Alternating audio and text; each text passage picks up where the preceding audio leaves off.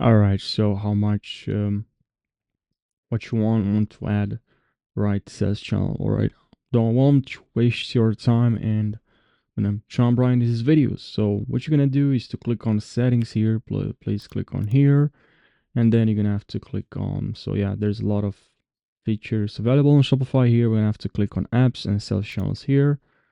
And then here we have what is not zooming out. Okay, that's weird. Now from here you have a lot of apps to choose from. So you can use Facebook and Instagram sales channels. This is actually the official app from Meta that allows you to sell your products on Facebook and Instagram.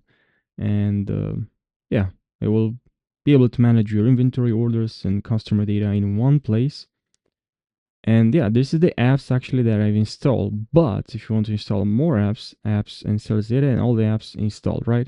But I can click on Shopify and App Store, and I can look for more apps here. This is the Shopify App Store. I can search for more, and here you can look for, you can search, click on the search bar here and look for more. You can look for maybe Amazon sales channels, for eBay sales channels, for buy button sales channel, for a point of sale.